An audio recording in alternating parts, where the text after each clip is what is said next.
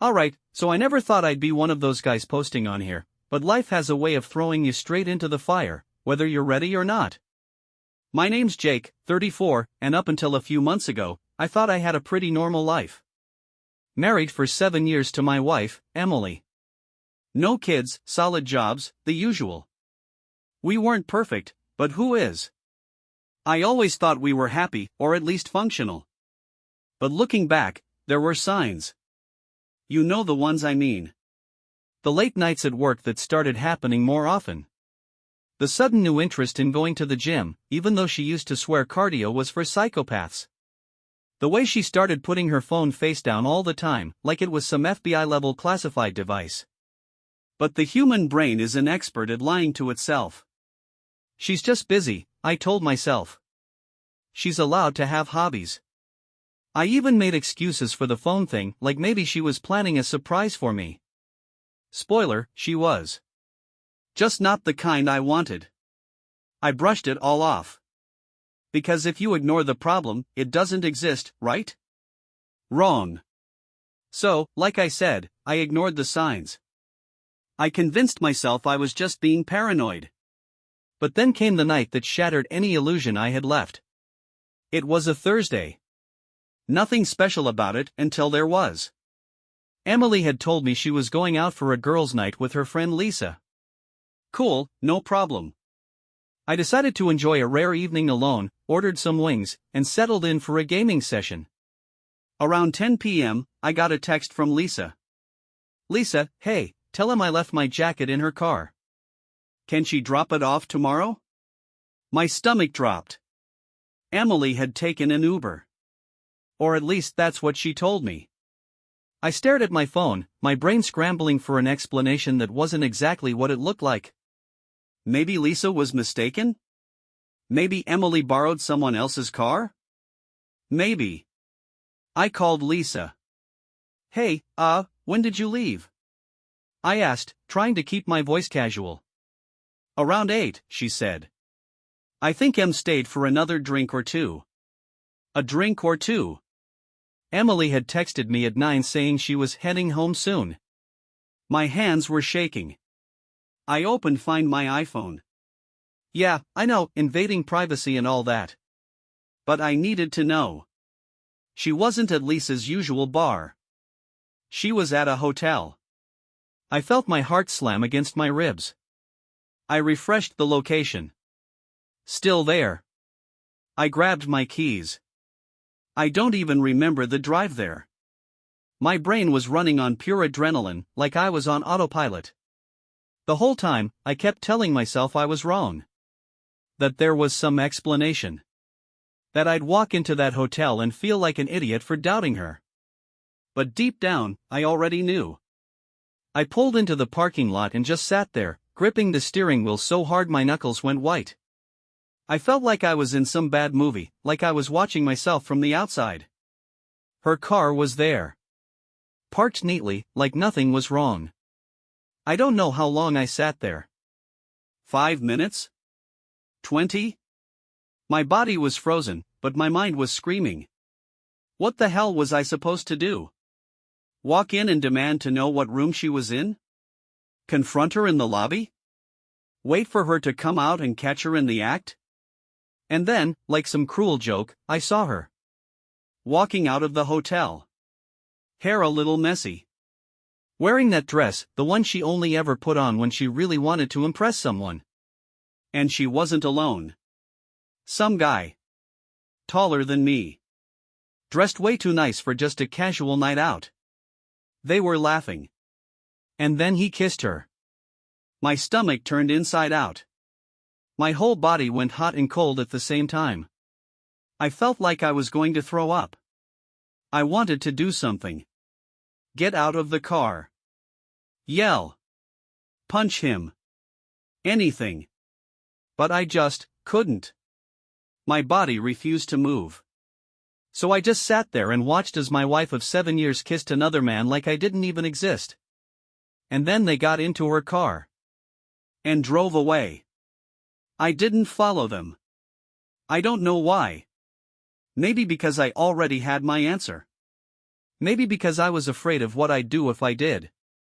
Instead, I just sat there for a while, staring at the empty parking space where her car used to be, my mind completely blank.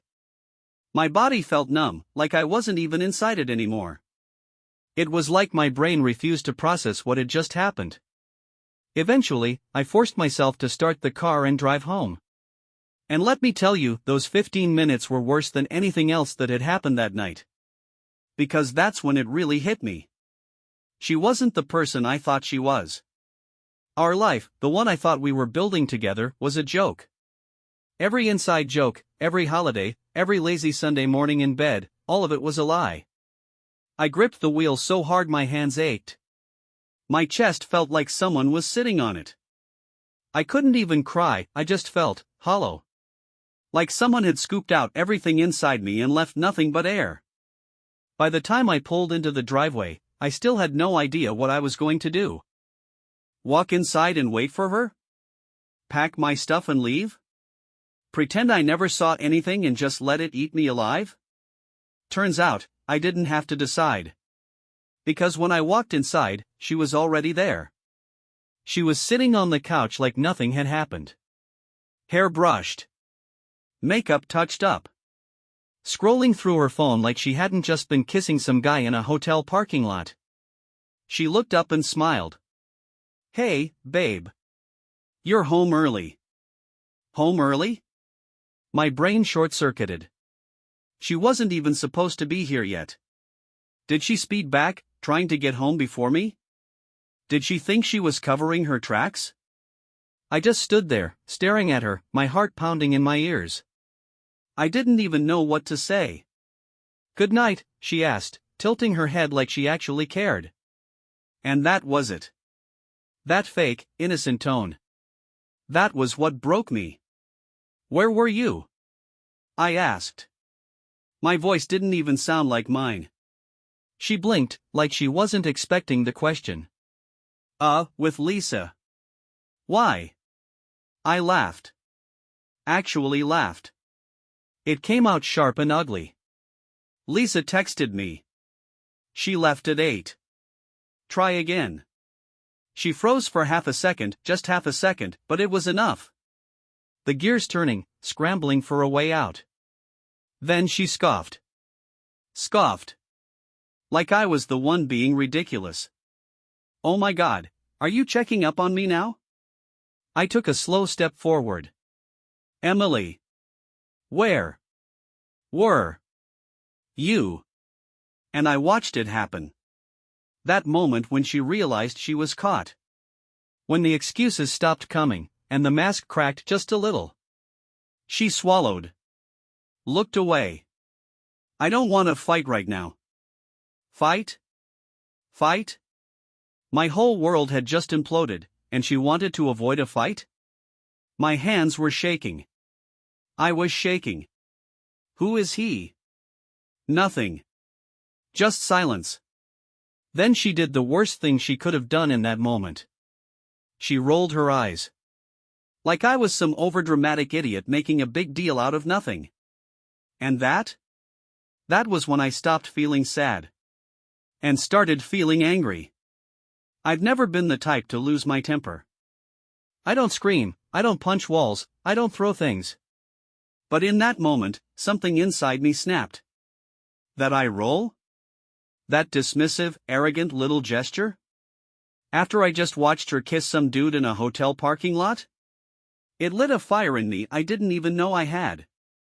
I stepped closer. Not aggressive, not yelling, just there. Letting the weight of the moment sink in. "You're really gonna sit there and act like I'm crazy?" My voice was low, steady.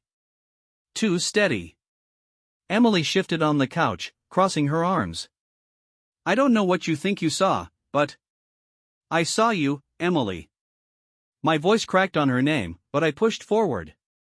"I saw you walk out of the hotel. I saw you get in your car. I saw him." Her mouth opened, then closed. She was still trying to find a way out, still calculating. "Who is he?" She sighed, ran a hand through her hair, and finally dropped the act. It's not what you think, she muttered. I laughed again.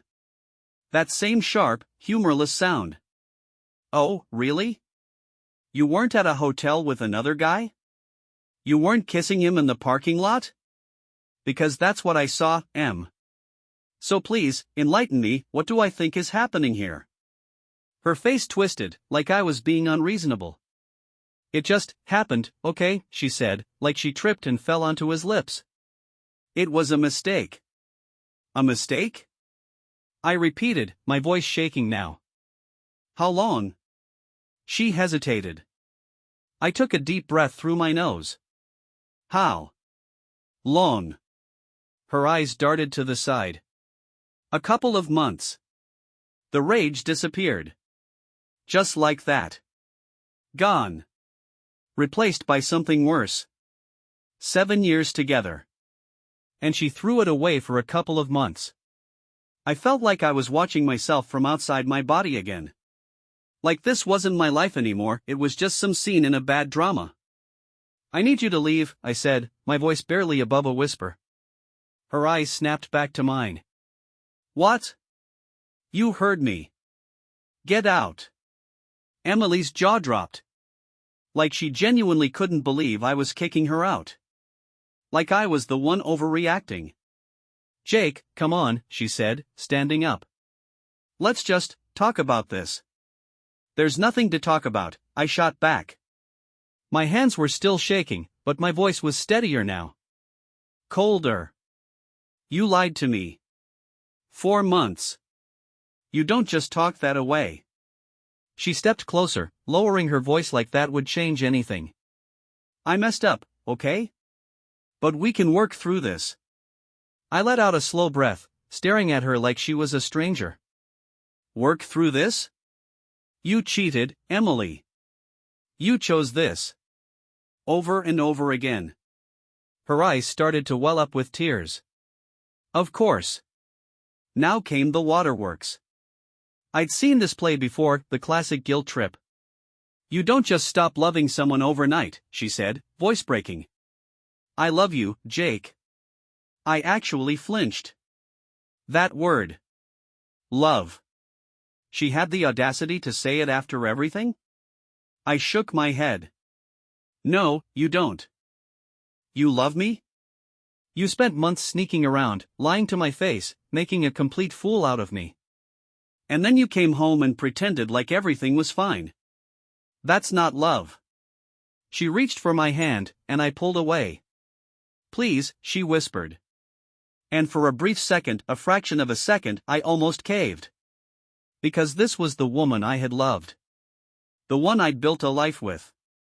The one I thought I was going to grow old with. But then I remembered the hotel. The laughter. The kiss. Get out, I said again, my voice like stone. She wiped her eyes. Took a shaky breath. And then, like flipping a switch, her expression changed. You really want to throw everything away over one mistake, she snapped. I let out a dry, humorless chuckle. Funny. I was just about to ask you the same thing. She stared at me, jaw tight, like she was debating what to say next. Then, without another word, she grabbed her purse and walked out the door. And just like that, she was gone. As soon as the door shut behind her, the house felt wrong. Too quiet. Too empty. I just stood there, staring at the door like she might come back. Like maybe this was all some horrible dream, and I'd wake up any second now to find her next to me in bed, snoring lightly, hair a mess. But no. She was gone. And for the first time in years, I was completely alone. I sat down on the couch, the same couch she had been sitting on, lying to my face not even 10 minutes ago. My body felt like lead. My mind was fried, like a circuit had blown and nothing was processing correctly. And then, finally, it hit me. The tears. The gut-wrenching, can't breathe, chest-heaving kind of crying that I hadn't done since I was a kid. It came out of nowhere, all of it crashing down at once. I don't know how long I sat there, gasping for air like I'd just been punched in the lungs. All I knew was that I was grieving something that wasn't just my marriage. I was grieving the idea of her. Of us. Of the life I thought we had. And the worst part? The absolute worst part? I didn't even know if I missed her. Or just the person I thought she was.